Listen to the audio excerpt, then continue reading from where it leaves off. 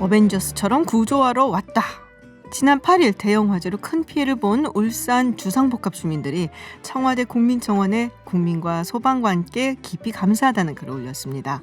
당시 단 한 명의 사상자 없이 구조에 애쓴 천여 명의 소방관들에게 한 자동차 회사는 전시장을 휴식 공간으로 제공을 했고요. 또 식사까지 대접을 해서 화제가 되고 있습니다. 또 이재민이 머물고 있는 숙박업체는 한 달간 숙박을 무료로 제공하겠다라고 밝혔습니다. 울산의 기적을 만든 분들 굉장히 많네요.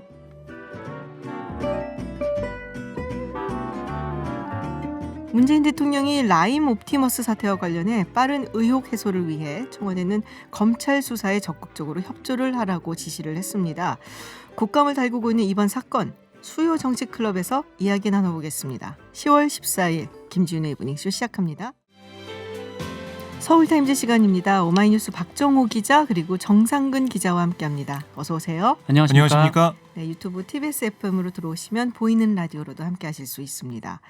네, 저희가 엊그제 월요일인가 인터뷰를 진행했던 것 같아요. 이 베를린시가 평화의 소녀상 철거 명령이 있어서 이와 또 반대하는 한인회 협회 측이랑 인터뷰를 했었는데 일단은 철거 명령을 철회했다는 소식이 들어와 있습니다. 네, 일단 이 미태구청 측에서 그 예정된 소녀상 철거 시한이 더 이상 적용되지 않는다라는 입장을 발표를 했는데, 그러니까 이 소녀상과 관련해서 이 추가 조치를 내리지 않고 일단 법원의 판단을 기다리겠다, 이런 뜻으로 해석이 되고 있습니다. 그래서 지금 현지 시민단체가 지금 효력정지 가처분 신청을 제기를 했고, 그 이후에 이제 독일 시민들도 함께 이제 행진도 했었거든요. 이 미태구청 측의 이 철거 방침에 항의를 해서. 게다가 이제 미태구청장이 녹색당, 독일 녹색당 소속인데 녹색당에서도 부적절하다라는 얘기가 녹색당은 나왔고, 네, 그렇죠. 그리고 이제 그 슈레더 총리의 서한 이후에 또 3인당에서도 좀 부적절하다 이런 얘기가 나왔기 때문에 좀 이렇게 이렇게 미태구청 측에서 일단 정지를 한 상황이고요. 그러면서 이 코리아 협의회와 그 일본 측의 얘기를 좀 공정하게 다룰 수 있는 절충안을 마련하고 싶다. 이렇게 얘기를 하면서 또 한편으로는 이 여성에 대한 모든 형태의 성폭력을 규탄한다 이렇게 얘기를 해서 좀 오히려 이 소녀상 존치 가능성이 좀 더 높아진 거 아닌가? 예, 좀 이렇게 얘기가 좀 나오고 있습니다. 네, 이 슈레더 총리가 사실 지금 현 부인이죠. 네, 네, 부인이 김소연 한국인으로, 씨. 네네. 김소연 씨로 알려져 있고 녹색당은 제가 예전에 기억이 나는 게 그 이스라엘이 사실은 이제 여러 가지 팔레스타인하고 갈등이 있고 할 때 좀 비판적인 이야기가 있잖아요. 네. 예전에 그렇게 이스라엘 특히 이제 유대인들이 박해를 받았고 독일에서 홀로코스트도 있었는데 팔레스타인한테 그렇게 똑같이 하는 게 아니냐라는 비판이 있고 이랬었는데 그거에 대해서 녹색당 당원인가가 누군가가 그러니까 녹색당 의원이죠. 네. 의원이 그런 이제 비슷한 이야기를 했었어요. 꽤 오래전 얘기예요, 이것도. 네. 근데 녹색당 측에서 독일인은 그런 이야기를 해서는 절대로 안 된다. 이스라엘에 관한하는 그런 이야기를 해서 굉장히 인상적이었던 기억이 나는데 네, 녹색당이 아무래도 굉장히 진보적인 성향이고 하다 보니까 이런 결정에 영향이 있지 않을까 싶은 생각도 듭니다. 네, 그래서 오히려 이 구청장이 녹색당인데 이런 결정을 내렸다는 것 자체가 좀 의외로 받아들여질 만큼 그러니까요. 네, 좀 그런 상황이 있었던 것 같습니다. 자, 그리고 이용수 할머니가 오늘 국회에서 기자회견을 가졌다고요. 이 문제 때문인가요? 네, 그렇습니다. 국회 본관 앞에서 기자회견을 열어서 이렇게 얘기했습니다. 피해자 할머니의 한가 슬픔이요 후세 교육의 심장인 소녀상 철거를 주장하는 건 나쁜 행동이다. 역사의 죄인이 되는 것이다 라고 강조했고요. 세계 양심의 수도 독일 베를린에서 평화의 소녀상 철거는 안 된다라고 호소를 했습니다. 그러면서 독일의 소녀상은 한국뿐 아니라 네덜란드 또 아시아 피해자들을 위한 것이기도 하다. 소녀상은 베를린에 세워져 있어야 한다. 그리고 일본은 아직도 정신을 못 차렸다 이렇게 목소리를 높였습니다. 이 기자회견 이후에는 민주당 양기대 의원과 정의기억연대 이나영 이사장과 함께 서울 중구에 있는 주한 독일 대사관을 방문했는데요. 여기서 하나 베커 1등 서기관을 만났습니다. 면담을 했는데 철거 명령 이 철회 촉구서 이것도 전달을 했고요. 독일 측은 면담에서 소녀상 철거를 철회해달라는 이용수 할머니의 공감을 표했다라고 전해지고 있고 양기대 의원이 이렇게 얘기했어요. 이용수 할머니 말씀과 서한을 독일 외교부에도 전달하기로 했고 베커 서기관은 이용수 할머니가 주한 독일 대사 만날 수 있도록 주선을 하겠다라고 얘기하면서 이 할머니가 독일에 왔으면 좋겠다 이렇게까지 얘기했다고 해요. 분위기가 괜찮았다고 합니다. 그렇군요. 자, 그리고 문재인 대통령이 오늘 라임 옵티머스 사태 관련해서 검찰 수사에 적극적으로 협조할 것을 지시를 했습니다. 네, 이 얘기가 나온 것이 어제 SBS 보도가 있었는데, 네네. 그러니까 이 김봉현 전 스타모빌리티 회장이 이 이강세 씨에게 네네. 돈을 줘서 이 청와대에서 강기정 전 정무수석을 만나서 돈을 건넸다 이렇게 네. 주장을 했었거든요. 이게 이제 라임 사태 관련된 거죠. 네, 그렇습니다. 그런데 반면에 이제 이강세 씨하고 이 강기정 전 정무수석은 돈을 준 적도 없고 또 받은 적도 없다 좀 이렇게 주장을 하고 있는 상황이란 말이죠. 그래서 근데 김봉현 대표가 이강세 대표에게 돈을 주는 장면은 이 CCTV에 있다 찍혔다라고 나와 있는데 그 액수가 돈은 지금 다른 거잖아요. 액수가 그죠? 다르고 이제 목적지가 다른 거죠. 네네. 그러니까 그 돈은 이제 그 기자회견을 할 때 네네. 쓰는 이제 재반 비용으로 1,000만 원을 받았다라고 이강세 씨가 얘기를 했는데 네.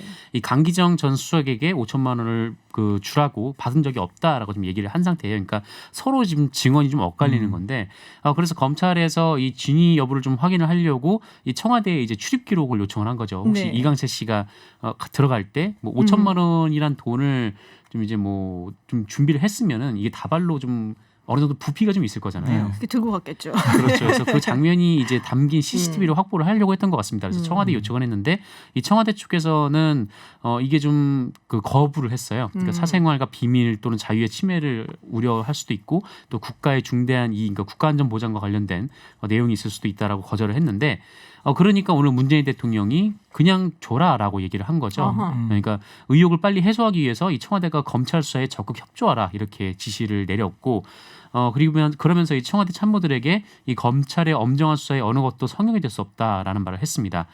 그래서 이 청와대가 관련해서 검찰이 이제 기록을 요청을 하면은 검토해서 제출할 계획이다라고 밝혔는데, 근데 다만 그 CCTV 영상, 그러니까 이강세 씨가 이 청와대로 들어가는 CCTV 네네. 영상 같은 경우에는 이게 보존 기한이 이미 지난 상태여가지고 네. 영상 자체가 없다라는 입장을 밝혔습니다. 아, 보존 기한이 얼마인데요? 보존 기한이 얼마인지 정확히. 네. 그래요? 그거는 지워져서 그 영상은 없다라는 이야기고. 자, 그리고 옵티머스 사태 같은 경우에는 사실 검찰이 지난 6월에 이미 압수수색을 했었단 말이에요. 그래서 뭐 여러 가지 지금 얘기가 되고 있는 하자치 유문건이라든지 이거를 가지고 있었는데, 그리고 거기에 정재계 언론계 인사들 이름이 지금 거론이 되고 있죠. 나와 있는데 이게 진짜 다 믿을 것이냐 아니면은 일부 허위가 있느냐 아니면 일부 사실이 있는 거냐 여러 가지 논란은 있습니다만, 그러면 검찰이 상당히 오랫동안 뭉개고 있었다라는 비판도 좀 있는 것 같아요. 네, 그래서 이 부분에 대해서 빨리 좀 수사를 해야 된다. 네. 이런 얘기들이 나오고 있어요. 네, 그렇습니다. 그래서 지금 검찰 같은 경우는 이 검사 추가로 파견해달라 네. 얘기를 했잖아요. 서울중앙지검이 지난주에 검사 4명을 좀 더 파견해달라 요청을 했었고, 대검도 이 수사팀 대폭 증언을 건의했습니다. 그래서 법무부가 신속하고 철저한 진상을 규명하기 위해 서울중앙지검 경제범죄형사부의 금융회계 분야의 그 전문가들, 그 경력 검사 5명을 중앙지검 직무대리 발령을 승인했다 이렇게 밝혔거든요. 구체적으로 보면 금융감독원 조사국 출신으로 회계사 자격을 보유한 금융회계 분야 전문검사 1명, 그리고 국정농단 사법농단 의혹 수사를 했었고 이명박 전 대통령 다스 실소유 규명 수사를 했던 금융비리 분야 수사 경험 풍부한 검사들 이렇게 해서 파견이 된다고 해요. 이게 법무부 설명이고, 그리고 이게 만약에 미진하다 그러면 법무부에서는 더 수사 인력을 파견할 생각도 있다 이렇게 또 밝히고 있습니다. 원래 이제 이성윤 중앙지검장은 4명을 파견하겠다라고 얘기를 했었고, 윤석열 검찰총장이 모자란다 10명 해달라라고 얘기를 했었고, 네, 추미애 법무부 장관이 지금 이제 5명으로 네, 이제 그렇습니다. 이야기를 한 거잖아요. 근데 사실 이게 원래 이 검사 파견이라든지 이런 권한은 원래는 검찰총장한테 있었는데 추미애 법무부 장관 들어와서 법무부 장관으로 넘어가게 됐죠. 그리고 사실 남부지검에 원래 있었던 증권범죄 합동수사단이 사실 해체가 안 됐으면 거기서 수사를 할 수 있는데 이게 또 이제 이번 1월이었나요? 2월이었나요? 네, 추미애 법무부 장관 들어와서 이게 해체가 됐고, 그래서 아마도 이제 그렇게 해체돼서 파견 다른 데로 가 있던 검사들을 모아서 이제 추가로 5명이 됐고, 더 필요하다면은 네. 또 추가로 증언을 할 수 있다라고 얘기를 하는 것 같고요. 수사해보고 좀 미진한 게 있다면은 아마 더 요청할 것 같고요. 그럼 법무부도 상황에 따라서 파견을 더 할 수도 있어 보입니다. 국정감사 이 청와대 전 행정관이었던 이 변호사, 네. 이모 변호사, 네. 남편이 지금 구속 기소가 됐죠. 그렇습니다. 네, 남편은 옵티머스 구속 관련돼서. 기소됐습니다. 네, 증인으로 나온다는 얘기가 있어요. 네, 거기서 아마 여러 가지 얘기가 있겠죠. 네. 그 진실을 좀 규명할 수 있는 그런 시간도 될 수 있을 거로 보이는데요.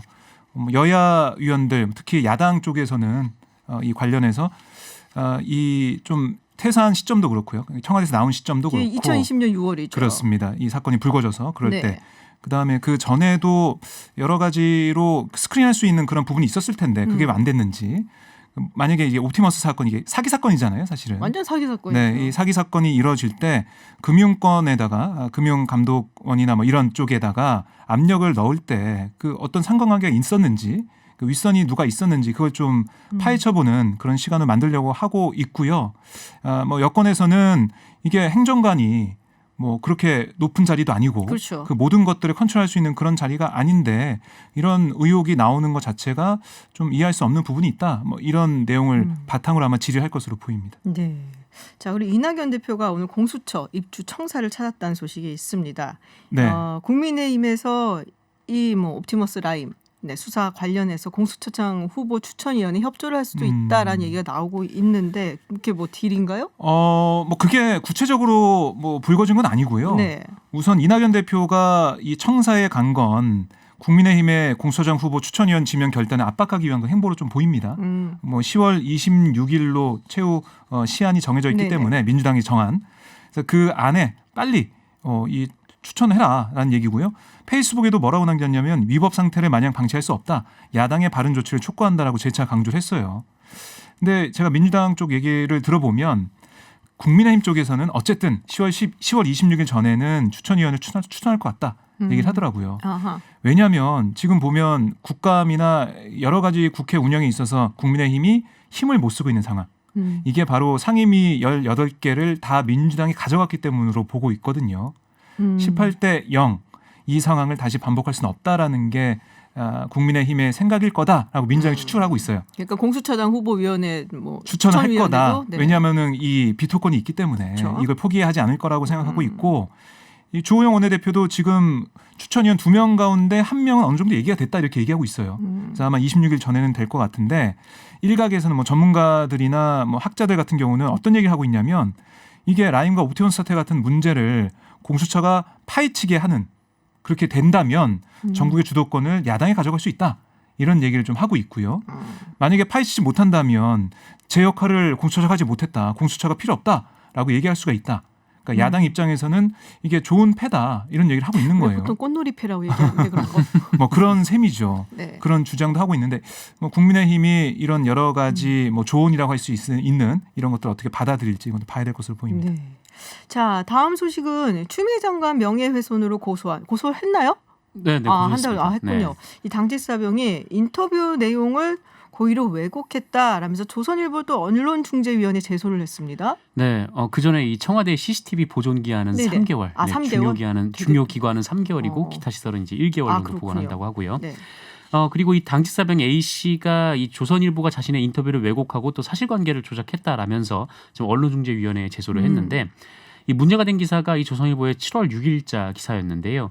당시 조선일보 기사에 따르면 그 A 씨가 말한 내용이라면서 이 추미애 장관 아들의 휴가 미복귀를 보고하기 전에 상부에서 먼저 휴가 연장 지시가 내려왔다. 그러니까 상부에서 어떻게 알고 먼저 휴가 연장 지시를 내렸다라면서 사실상 이 추미애 장관 아들이 탈영을 했다 이렇게 보도를 했습니다. 그러니까 당직사병이 얘기했다라는 취지로 보도를 했는데 네.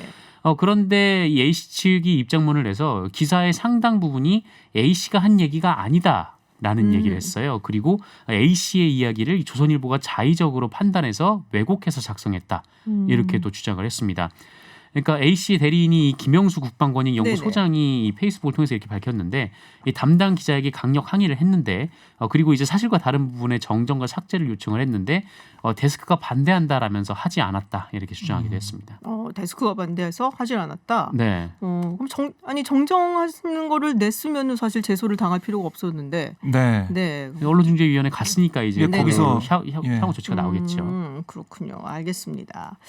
자, 검언유착 의혹 사건 당사자로 지목이 됐었죠. 그리고 본인은 지금 이제 권언유착이다라고 주장을 하고 있는 한동훈 검사장. 본인이 국감에 출석을 하겠다고 했는데 받아들여지지가 않았었던 것 같은데요. 네. 여야 합의를 해야 네. 뭐 참고인으로 나올 수가 있거든요. 근데 민주당 쪽에서는 요즘 반대하고 있습니다. 왜냐하면 이게 이 지금 법정에 가서 이걸 시비를 가려야 되는 그런 상황인데 만약 국회 참고인으로 나오게 된다면 한동훈 이 검사장의 일방적인 선전장이 될 거다. 이렇게 좀 보고 있고요. 기소가 안 되지 않았나요? 지금 KBS 건 관련해서 아마 이 법정 소송에 지금 들어가 있는 지금 상황을 알고 방통위에서 있습니다. KBS 거는 사실 중징계가 나왔죠. 그렇습니다. 네. 그 방통위의 결정도 있었고 네. 그리고 소송도 진행 중이고 이런 상황에서 지금 국감장에 나와서 뭐 굳이 뭘 물어보거나 한동훈 검사장의 얘기를 들어볼 필요가 없다는 거예요. 그러니까 야당에서 국민의힘에서는 실체적 진실을 듣기 위해서 와야 된다라는 얘기인데 민주당에서는 거기에 동의하지 않고 있습니다. 그래서 합의가 안 돼서 아마 참고인 채택은 어려워 보입니다. 그렇군요. 알겠습니다. 네, 서울타임즈 여기까지 듣겠습니다. 네, 지금까지 정상근 기자 그리고 오마이뉴스 박정우 기자였습니다. 고맙습니다. 고맙습니다. 스가 요시히데 일본 총리가 한국에 있는 일본 기업의 자산 매각 문제가 중단되지 않을 경우 올 연말 서울에서 개최될 한중일 정상회의에 참석할 수 없다는 뜻을 밝혔다고 일본 언론들이 보도하고 있습니다. 논란이 좀 예상이 되는데요. 일본 게이센여학원대 이영채 교수 연결해서 이야기 들어보도록 하겠습니다. 교수님 안녕하세요. 네, 안녕하세요. 네, 이 교도통신이 처음 보도를 한 걸로 나오는데요. 그 이후에 이제 또 많은 언론들이 내용을 전하고 있습니다. 일본 정부 공식 입장이 어떤 건가요? 네, 일본은 이 정부가, 한국 정부가요. 네. 이 강제징용 문제 관련돼서 현금화를 하지 않겠다는 보장을 하지 않으면 이번에 한중일 회담에 한국을 네네. 방문하지 않겠다는 뜻을 한국 정부에 공식적으로 전달했다라고 보도가 되고 있고요. 네. 실제 저도 지난달에 이 방송 토론에 처음 나갔을 때 이 수가 수상 측근에서 토론 이야기에서는 이 한국에 이 현금화를 하지 않으면 현금화한다는 보장이 없으면 가서는 안 된다는 이야기를 지난달부터 벌써 하고 있었기 때문에 아하. 아마 이 이야기는 이 수가의 체제가 출범했을 때부터 아마 내부적으로 결정된 아마 이런 배경이 있다고 봐야 될 것 같습니다. 그럼 이미 지난달부터 뭐 강제징용 관련된 이야기가 나왔었기 때문에 이거는 뭐 계획된 것이다라고 보는 게 맞겠네요. 예, 그렇습니다. 그때도 그렇게 강경하게 이 문제하고 한중일 정상회담을 연결시킬 필요가 있을까라고 그렇게 토론도 했었는데 네. 아마 뭐랄까요. 수가 수상이 만약에 한국하고 타협을 하면 안 된다라는 식으로 일본의 지금 우익 세력들은 오히려 더 강경하게 요구하고 있는 입장에서 이 안들을 제안해가고 있고 이게 아마 정부 측에서도 받아들여졌다라고 생각을 해야 될 것 같습니다. 네. 요새 지지율이 좀 많이 떨어져서 왜 우리 기억에 예전에 뭐 아베 총리 같은 경우에는 지지율이 떨어지고 하면은 북한이라든지 한국 이슈를 이제 때리고 가는 경우가 많았잖아요. 뭐 비슷한 것이 아니냐라는 얘기도 나왔는데 그렇게 보면은 이게 뭐 원래부터 이렇게 생각을 하고 있었고 또 지지율이 떨어진 건 또 다른 거고 뭐 연기를 시킬 수 있는 것인지 궁금한데요. 그렇죠. 그러게 이게 내부 방침으로 있는 것하고 공개적으로 요구하고 있는 것은 좀 차이가 있죠. 아하. 이것을 언론에 흘리면서 지금 공개적으로 하고 있는 것은 최근에 이 수가 수상이 처하고 있는 이 국내에서의 좀 정치적 입장하고 좀 관련이 되는데 네. 일본에서는 일본 학술회의라고 해서 전국 학자들 중에서 약 200명 정도를 정부 자문위원으로 두고 있죠. 이것을 매번 이 일본 수상은 단 한 번도 거부하지 않고 전원을 다 받아들였는데 네. 이번에 그중에서 6명을 즉 이 6명 같은 경우는 일본이 안보법제를 강행했을 때 반대했다라든지 네. 특정비밀보호법에 대해서 반대 서명에 참가했던 즉 사회 참가형의 6명의 이 학자들을 이번에 거부해 버렸죠. 그런데 이제 이게 이 정치가 이 학문의 자유에 개입을 했다고 해서 이게 지금 일본 전국의 이 교수들 또는 시민단체를 통해서 수가 수상에게 강력하게 항의를 했고 이것이 영향을 미쳐서인지 어제 수가 수상의 지지율이 약 7%나 급격하게 하락하는 이 현상이 있었습니다. 아마 그것은 이제 이 정권에 대한 이런 학술 회의에 대한 불만을 조금 한국적으로 외부적으로 돌리기 위해서 오히려 한국에게 강력한 이 현금화 조치를 요구하는 식으로 지금 언론 플레이를 하고 있다라고도 좀 봐야 될 것 같습니다. 그러니까 말씀하신 거는 이제 정부 자문위원으로 우리가 받아들여질 수 있는 뭐 학자들, 뭐 학술 회의를 하는데 거기서 6명이 평화헌법 개정 관련된 거겠죠. 이거에 대해서 반대를 했던 6명을 이제 거부를 하면서 스가 총리의 지지율이 떨어지고 그래서 이제 이거를 좀 공식적으로 이야기를 한 것이 아닌가라고 말씀하시는 거죠.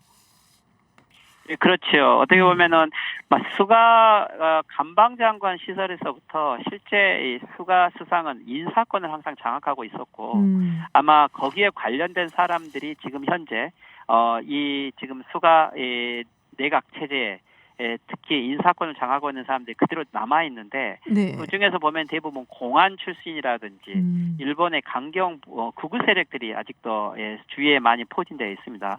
아마 그들이 수상의 의도대로 이 6명을 배제를 했고 아마 이것이 생각보다는 워낙 후폭풍이 많아서 네. 아마 출발부터 지금 단추를 잘못 꼈다.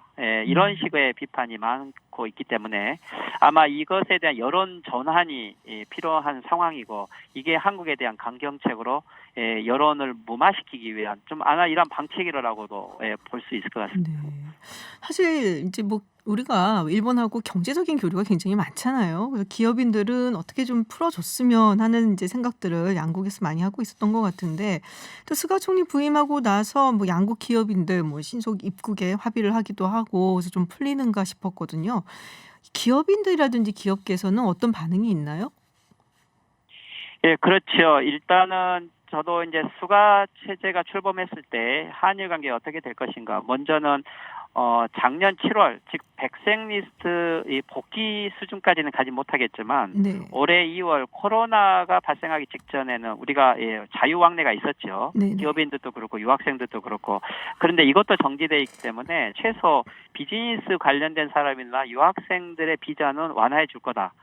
그렇게 예상을 했었고 실제 이게 지금 전개되고 있는데 하지만 이것은 한일 관계를 개선시키기보다는 현재 수가 체제가 직면하고 있는 일본의 경제 상황이 코로나 상황에서 너무 악화되어 있는 거죠. 자체적으로 경제 상황을 회복시킬 수 있는 상황은 안 되어 있고 결국 한국하고 중국의 관계를 개선해야만 되기 때문에 이 비자 문제는 어떤 식으로 해결할 거다. 아마 이런 부분에서 경제적인 측면에서는 한국과의 이익을 생각하고 있지만 정치적인 측면에서는 오히려 그래서 더 좀 원칙적이고 강경한 입장을 내세우면서 이 실리를 챙기려고 하는 이러한 지금 입장이 점점 보이는 것 같습니다. 경제 상황을 개선하기 위해서는 뭐 그런 부분은 풀어주지만 근본적인 문제 해결이 안 된 건 그러니까 뭐 예전 아베 총리 때랑 똑같은 거네요. 예, 그런데 이제 이번에 저희들이 이 수가 지금 체제가 직면하고 있는 게 이 경제 문제를 해결하지 않으면 다음 총선에서도 내년 1월에 총선에서 이길 수가 없지요. 그래서 이 현금화 조치를 만약에 왜 보장을 받으려고 하냐면 12월에 한국 갔는데 이후에 수가 총리가 돌아온 다음에 혹시 현금화가 돼버리면 네. 이것은 정치적인 패착이고 내년 1월에 선거에서는 그것에 대한 책임을 져서 잘못하면은 선거에서 대패를 할 수 있죠. 네. 그렇기 때문에 수가 총리 입장에서는 어쨌든지 보장을 해달라는 소리인데 네네. 이것을 저희들이 조금 더 외교적으로 이 부분을 좀 이용할 수도 있다라고 봐요. 즉 이것의 의도라는 것은 한국이 현금화 조치를 하지 않는다는 보장을 해주면 다른 경제적인 부분에 양보를 할 수 있다라는 부분도 저희들이 해석을 할 수 있을 것 같아요. 즉 예를 들면 WTO 지금 한국이 제소를 하고 있는데 네. 이 한국이 WTO 제소를 취하하면 백색 리스트를 복귀할 수도 있다라고 하는 이러한 부분으로도 갈 수가 있을 것 같아요. 즉 경제 문제는 해결하겠다라는 거죠. 대신 정치 문제에 대해서는 한국이 최소 이 수가 총리에게 어느 정도 체면을 세워줄 수 있는 조치를 요구하고 있다라고 실제 이것은 지금 수가 총리 입장이 아주 약한 상황이 있기 때문에 저희들이 어떻게 이것을 외교적으로 잘 활용을 하면 유리한 국면으로도 만들 수 있다라는 좀 이렇게 분석도 해야 될 것 같습니다. 그렇군요. 그러니까 자산 매각을 하지 않으면 그러면은 뭐 한중일 뭐 회담이 중요한 것보다 사실 그렇게 되면은 여러 가지 우리가 또 요구를 할 수 있는 부분이 있다. 말씀하셨던 것처럼 WTO에 제소한 거라든지 뭐 화이트리스트라든지 지금 그리고 유명희 통상교섭본부장이 지금 WTO 사무총장 선거에 나가 있잖아요. 그런 부분도 있고 그래서 우리가 좀 이용할 수 있는 부분이 있지 않겠냐라는 말씀이신데 굉장히 중요한 지적 같아요. 예, 그 부분을 저희가 좀 잘 봐야 될 게 일본이 뭐라고 했냐면 처음부터 백색 리스트 배제를 하면서 이것은 강제징용 문제하고는 별도로 한국이 전략물자를 관리하고 있지 않아서 이 조치를 취했다라고 그들은 이야기를 했거든요. 즉 징용 문제하고 우리는 연결됐다고 생각을 하지만 연결돼 있지 않았다고 그들이 이야기를 했고 그래서 우리는 인원도 늘렸고 법 개정까지 했죠. 벌써 6월에 법 개정이 실효가 됐기 때문에 실제 일본에서는 더 이상 한국을 백색 리스트 배제할 명분이 없는 상태에 있는 거죠. 그 자체를. 그렇다면 우리는 좀 더 강력하게 백색 리스트 복귀를 요구할 수 있고 일본은 그 근거가 없는 상황이죠. 하지만 강제징용 문제가 아직도 살아있기 때문에 어떻게든지 그 부분에 대해서 뭔가의 보장을 받지 않으면은 백색 리스트를 그냥 복귀해 줄 수는 없는 수가 총리의 입장도 있기 때문에 저희들이 조금은 이 수가 총리가 나올 수 있는 여러 가지 좀 여유를 만들어 주면서 외교적으로 활용을 하면 WTO 선거에서도 유리한 국면을 만들 수도 있지 않는가. 전체적으로 좀 볼 필요가 있을 것 같습니다. 체면을 좀 세워주는 방식으로. 그렇군요. 자, 근데 일본 내의 반응은 어떻습니까? 이 강제징용 문제 그리고 한중일 정상회의를 연기한 것에 대해서. 일단 일본 국내에서는 현금화에 대한 보상을 받지 않으면 가서는 안 된다. 이게 이제 한 보수의 주류의 입장은 한 80%가 되는 것 같고요. 네네. 하지만 한일 간의 전문가들이라든지 한일 관계를 풀어내야 된다고 하는 혹은 자민당 내에서 자체도 이 한중일 정상회담은 코로나 이후에 이 전체 동아시아 방역 문제를 함께 협의를 해야 되고 또 한일 간의 문제가 꼭 징용 문제만 있는 것은 아닌데 스스로 이것을 연결시켜서 오히려 하드를 높이면서 패착을 두고 있는 거다. 오히려 이제 수가 수상 같은 경우가 외교에 약하기 때문에 국내적인 맥락만 보지 전체 외교를 보지 못한다라고 하는 비난의 목소리도 꽤 있습니다. 아하. 원래 외교는 잘 모른다는 얘기가 많았잖아요. 그래서 이제 아베 총리 그 류를 뭐 계속 따라서 뭐 연기할 것이다, 뭐 계승할 것이다라는 얘기가 있었는데, 자, 그러면 이 주장을 끝까지 굽히지 않을 것인지 아니면은 뭐 그래도 좀 변동이 있을 만한 가능성이 있는지 어떻게 보세요? 일단은 한국에 볼을 던졌다고 볼 수 있죠. 공이 넘어왔군요. 액면으로 보면은 좀 강하게 보이지만 실질적으로 거기에 이야기하지 않는 본심은 한국하고 협상을 하고 싶다라고 하는 즉 지난번에 6월 24일에 9월 24일 날 문재인 대통령하고 전화 통화를 했을 때도 실질적으로 이 문제를 방치할 수는 없다. 일본 입장을 전달한 것은 사실이죠. 한국이 뭔가에 나름대로 이 일본이 받아들일 수 있는 해결안을 달라라고 이야기를 한 거기 때문에 아마 수가 수상 입장에서는 만약에 징용 문제에 관련돼서 한국과의 어떤 안을 만들 수 있다라면 이것은 외교적인 성과가 될 수가 있는 거죠. 또한 문재인 대통령 입장에서도 징용 문제와 관련돼서 수가 정권과 뭔가 풀어낼 수 있다라면 이것도 일본 관계를 개선하는 백색 리스트를 복귀시키는 것만 해도 외교적인 성과가 될 수 있는 거죠.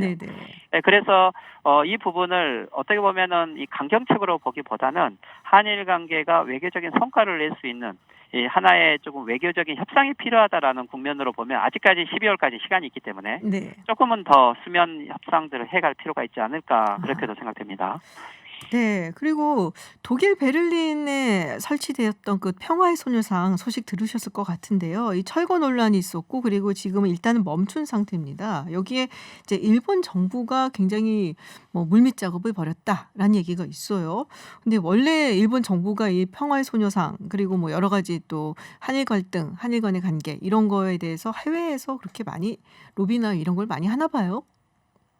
네, 그렇죠. 특히 이번 것 같은 경우는 수가 수상이 등장하자마자 이 소녀상 문제가 그것도 베를린 시내 한가운데 이것이 생겼던 것 자체는 수가 입장에서는 이걸 받아들이기 어려웠을 것 같고요. 그래서 아마 이 부분을 빨리 해결하려고 노력을 했을 것 같고 모태기 외상이 독일 외상에게 전화를 해서 독일과 일본은 역사 문제는 있지만 협력 관계가 아주 깊기 때문에 이것을 쉽게 해결할 수 있다라고 아마 생각을 하고 전화로 압력을 가한 것 같죠. 그렇지만 그래서 그런지 처음에는 성과가 있다라고 하고 이것을 다시 퇴거하겠다라는 이러한 조치가 나와서 일본에서도 긍정적으로 바라보고 있었는데 이게 지금 국제적인 시민연대라든지 독일 현지의 여러 가지 반대 운동으로 다시 보류가 되도록 지금 상황이 전개되고 있어서 이 부분에 대해서는 일본도 지금 외교적으로 조금 난감한 위치에 점점 처해 가고 있는 상황인 것 같습니다. 그러면 스가 총리가 취임하자마자 일이 벌어져서 빨리 해결을 하려고 했는데 안 된 거잖아요. 지금 생각처럼. 그러면은 한 번 더 굉장히 총력을 기울이지 않을까 싶은 생각이 드는데요. 그렇죠. 일본은 아베 수상 때부터 외교부에 아주 재정을 대대적으로 확대해서 해외에서 위안부 문제와 관련된 여러 여론을 무마시키고 이것들을 불식시키기 위한 여론전을 대대적으로 전개를 했죠. 그렇기 때문에 특히 이 독일이라든지 해외에 있어서도 이 역사 문제와 관련된 부분들을 아주 근본적으로 해결하려고 하는 노력들을 하고 있는 상황에서 이게 생겼기 때문에 아마 이 부분은 일본의 우익 시민단체라든지 알고 현지에 있는 일본인들 조직까지 총동원을 해서 어떻게든지 여기서 이 소녀상 문제를 철거시키지 않으면 이게 국제적으로 다시 여론이 악화될 수 있다라고 하는 이러한 위기의식을 갖고 있어서 아마 이 부분은 쉽게 물러설지는 않을 것 같고요. 아마 네. 적극적인 외교 노력을 해 나갈 것으로 보입니다. 일본에서 굉장히 적극적으로 아주 총력을 기울일 것으로 바라본다는 말씀이셨군요. 알겠습니다. 네, 교수님 오늘 말씀 여기까지 듣겠습니다. 고맙습니다. 네, 수고하십시오. 네, 지금까지 이영채 일본 게이센 여학원대 교수와 이야기 나눴습니다. 많은 분들이 클릭한 화제의 뉴스는 무엇인지 알아보는 클릭 핫 뉴스 시간입니다. 김혜지 아나운서와 함께합니다. 어서 오세요. 안녕하세요. 김혜지입니다. 네, 유튜브 TBS FM 들어오시면 보이는 라디오로도 함께하실 수 있습니다. 가수 유승준 씨 이야기를 가지고 오셨어요. 네. 어제 사실은 국방위원회 국정감사에서 많이 나왔고 소개도 저희가 또 해드렸는데 네네. 유승준 씨가 입장을 내놓았나요? 네, 맞습니다. 근데 어제 국감장 이야기부터 살짝 하고 네네. 넘어갈게요. 모종화 병무청장 어제 국정감사에서 우선 한국 사람이 아니라 미국 사람인 스티브 유다라고 네네. 강조를 했고 병무청 입장에서는 입국이 금지돼야 한다라고 얘기를 했죠. 네. 그러면서 스티브 유는 숭고한 병역 의무를 스스로 이탈했고 국민에게 병역 의무를 이행한다고 누차 약속을 했음에도 그것을 지키지 않았다. 입국해서 연예계 활동을 하면 이 순간에도 병역 의무를 하는 장병들이 얼마나 상실감이 크겠냐라고 이야기를 했어요. 근데 또 유 씨의 입국 금지가 유지되는 거 좀 과하다라는 네. 지적에 대해서도 신성한 병역 의무를 수행하는 게 더 중요하기 때문에 입국이 계속 금지돼야 한다라고 재차 강하게 언급을 했었죠. 그러면서 국감장에서 좀 흔히 볼 수 없는 훈훈한 장면들도 좀 볼 수가 있었습니다. 근데 그 얘기는 제가 들었거든요. 유승준 네네. 씨가 인권 침해다, 네, 차별이다라고 맞습니다. 네. 강하게 항의했다고. 이게 어제 자신의 SNS에다가 병무청장에게 보낸 장문의 편지를 아. 올린 거예요. 그 안에 지금 말씀하신 그 내용도 있었고 또 약속을 지키지 못하고 많은 분께 실망감을 드린 점을 지금도 죄송하게 생각을 한다. 네. 하지만 그 문제를 가지고 무기한 입국 금지 조치를 하고 18년이 지난 지금도 당시와 같은 논리로 입국을 거부하는 것은 형평성에 맞지 않는다고 생각한다. 이렇게 얘기했고요. 이어서 지난 5년간만 따져도 외국 국적을 취득해서 병역의 의무가 말소된 사람이 2만 명이 넘는다. 병역을 기피할 목적으로 시민권을 취득했다고 해도 입국 금지 당한 사람은 대한민국 역사상 제가 처음이자 마지막이다라고 말을 했고요. 이 부분이 조금 논란이 됐는데요. 네. 시민권을 취득하게 되었지만 이 과정에서 어떠한 위법도 없었습니다. 영주권자가 시민권을 취득한 것 자체는 위법이 아닌 것으로 알고 있습니다. 그러면 마음을 바꾼 것이 위법한 일입니까? 아니면 약속을 지키지 못한 것이 위법한 일입니까? 라는 이 글이었는데요. 영주권자가 시민권을 취득한 게 미국 법에는 불법이 아니죠. 네, 근데 이 기사에서 네. 한 기사에서 댓글이 무려 10,000건 넘게 달렸는데요. 네. 이 댓글들을 보면 이제 국민들의 마음을 조금 읽을 수 있을 것 같아요. 마음을 바꾼 동시에 국적도 바꾼 것이다 라면서 국방부를 옹호하는 댓글이 조금 더 많았던 것 같기도 하고요. 다른 의견이 어떤 게 있었냐면 이런 일들이 1년에 수백 건 있다. 그 사람들은 다 자유롭게 한국 오는데 오직 유승준만 차별하는 건 위법이라고 봅니다. 라는 댓글도 있었고 왜 유승준에게만 과몰입하는 걸까요? 라는 댓글도 있었고요. 좀 갈리는 것 같았어요. 네. 자, 요새 집 때문에 걱정 많으신 분들 많습니다. 저 오늘 기사를 하나 봤는데 전세를 구하려고 네. 줄을 서갖고 그러니까요. 추첨하겠다고. 그래서 이게 네. 조작인가 아닌가 이 사진에 그러니까요. 대해서 또 검증을 이야기가 하는 있더라고요. 기사도 나왔고요. 네, 그래서 굉장히 좀 집 구하느라고 고생들이 많구나, 네, 참 맞습니다. 힘들구나라는 생각이 들었는데, 자 신혼부부가 청약을 넣을 수 있는 분들이 늘어난다는 얘기는 어떤 건가요? 오늘 홍남기 경제부총리 겸 네. 기획재정부 장관이 부동산 시장 점검 관계장관 회의에서 한 말인데요. 네네. 맞벌이 가구 등 실수요 계층이 내 집 마련 기회를 더 가질 수 있도록 신혼부부 생애 최초 특별공급 소득 기준을 추가로 완화하겠다. 라고 했습니다. 꽤 구체적인 내용이 나왔거든요. 우선 내년 1월부터 신혼부부 생애 최초 특공 물량의 30% 한해서 소득 기준을 기존 대비 20-30%포인트 수준으로 추가 완화합니다. 자세한 내용을 설명드리기 전에 소득 기준 얘기가 계속 나오거든요. 네네. 그러니까 잠깐 훑고 갈게요. 소득 기준 100%는 올해 기준으로 월 평균 소득 555만 원, 140%는 788만 원, 160%는 889만 원입니다. 설명을 좀 해드리자면 신혼부부 특별공급은 공공주택하고 민영주택으로 네네. 나뉘잖아요. 변화가 많은 민영주택부터 살펴보면은 우선 공급 비율은 75%에서 70%로 일부 조정을 하지만 소득 요건은 외벌이 100%, 맞벌이 120%로 현재와 동일하게 진행이 됩니다. 30%인 일반 공급을 집중해서 봐야 하는데요. 청약에 도전하는 신혼부부의 경우는 기존에는 소득 요건이 120에서 130%, 맞벌이는 130에서 140%였는데 내년 1월부터는 140%, 맞벌이는 160%까지 늘리기로 한 겁니다. 이제 월소득이 외벌이는 788만 원, 맞벌이는 889만 원이면 민영주택 청약에 도전해 볼 수 있게 된 이전까지 겁니다. 이거보다 좀 더 낮았어야 되는 건데 좀 그렇죠. 높인 거죠. 네, 맞습니다. 공공분양주택 같은 경우는요. 소득 기준 100%, 맞벌이 120% 이하인 사람만 청약을 넣을 수 네네. 있었는데요. 이 공급 비율 30% 한해서 소득 요건을 130%, 맞벌이 140% 이하로 완화를 했습니다. 그러면은 이제 조금 그 이전에 혜택을 보던 사람들에게 피해가 가는 게 아닌가라는 이야기가 나올 수 있을 것 같아요. 70%는 기존 요건대로 진행을 합니다. 네. 우선 공급을 하기로 한 거죠. 그리고 또 하나 바뀌는 게 기준이 완화되는 물량 30%에 대해서 추첨제를 통해서 입주자를 선정할 계획이거든요. 네네. 지금까지는 점수제였죠. 소득, 자녀 수, 청약저축 납입 횟수 이렇게 산정한 점수가 높은 순으로 입주자가 결정이 됐었는데 이제는 요건만 갖추면 청약을 넣어볼 수 있는 겁니다. 이번 제도 개선으로 보다 많은 실수요 계층이 내 집 마련 기회를 갖게 될 것으로 보이는데요. 홍 부총리는 소득 기준 완화를 통해서 무주택 신혼가구 약 92%가 이 특공 청약 자격을 갖게 될 것으로 보인다라고 얘기를 했습니다. 아무래도 좀 실망하시는 분들도 분명히 있을 거예요. 모두를 네네. 충족시킬 수는 없는 거니까요.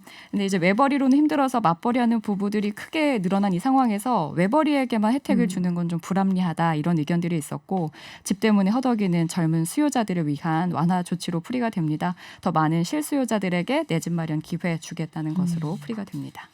자, 오늘 밤 화성을 맨눈으로 볼 수 있다라는 얘기가 있어요. 네, 맞습니다. 지구와 가장 비슷한 환경을 가진 행성 화성. 현재 태양계에서 지구와 가장 가까운 행성 화성입니다. 예. 오늘 지구에서 보이는 화성이 앞으로 15년 내로 가장 크고 밝을 전망인데요. 오늘을 놓치면 2035년에야 이 정도 밝기로 화성을 볼 수 있다고 15년 해요. 후군요. 그러니까요. 그럼 왜 매번 밝기가 달라지는가? 참 재밌습니다. 지구는 태양을 한 바퀴 도는데 365일, 네네. 화성은 687일로 약 2배 차이가 나는데요. 지구와 화성의 공전 주기가 이렇게 달라서 서로 멀어졌다가 가까워졌다가 멀어졌다가 가까워졌다가 하는데 가장 가까워질 때가 태양, 지구, 화성 순으로 일직선이 될 때예요. 26개월에 한 번씩 이렇게 일직선상에 놓이게 되는데 네네. 같은 일직선상이어도 타원형을 그리면서 공전을 하는 화성의 궤도와 그리고 다른 행성의 중력 등의 영향을 끼쳐서 매번 이 거리가 바뀐대요. 네. 근데 15년에서 17년을 주기로 이 행성이 가장 가까워지는 시기가 오는 겁니다. 그게 언제 오늘? 그렇죠. 나사에 따르면 그게 바로 오늘인 건데요. 그렇군요. 어떻게 네. 봐야 돼요? 한 번도 해본 적이 없어요. 이런 거를. 예전에 저도. 별똥별벼로 내가 간 적은 있어요. 저도 그렇습니다만 들판에. 네. 이번에는 꼭 봐보고 싶습니다. 이 화성이 동쪽 하늘로 떠올라서 오늘 자정 무렵에는 남쪽 하늘에서 가장 높이 솟아오를 전망인데요. 지금은 동쪽을 바라보시는 게 좋을 것 같고요. 붉게 반짝여서 맨눈으로도 관측을 할 수 있을 정도라고 합니다. 미 나사는 화성이 오늘 이후에 점차 희미해지겠지만 다음 달까지는 식별할 수 있을 정도의 밝기를 유지할 거라고 이야기를 네네. 했거든요. 그래도 오늘 보시는 게 가장 밝다는 거 좀 기억해 주시고요. 들으시면서 별 감흥 없으신 분들 많으실 것 같아요. 오늘 밤하늘 붉게 빛나는 화성 꼭 보시면서 내 안에서 사라졌던 동심, 호기심 다시 한번 깨워보셨으면 좋겠고요. 네. 우주의 신비를 느끼면서 우주의 기운도 한껏 받아보셨으면 우주의 기운을 좋겠습니다. 받아서. 예, 좋은 일 많으셨으면 좋겠어요. 이게 어디가 방향인지 잘 모르는데 요새는 휴대전화에 다 있어갖고 그쵸. 그걸 좀 활용을 해서 한번 봐볼까 네. 저도 생각을 중입니다. 네, 지금까지 클릭 핫 뉴스 김혜지 아나운서와 함께했습니다. 고맙습니다. 고맙습니다. 네, 잠시 후 3부 수요 정치 클럽에서는 전국의 뇌관으로 떠오르고 있습니다. 라임 옵티머스 사건 짚어보고요. 또 내년 4월 재보궐선거에서 여야를 대표할 서울시장 후보들은 누구일지 미리 전망해 보겠습니다. 저는 잠시 후 7시에 돌아오겠습니다.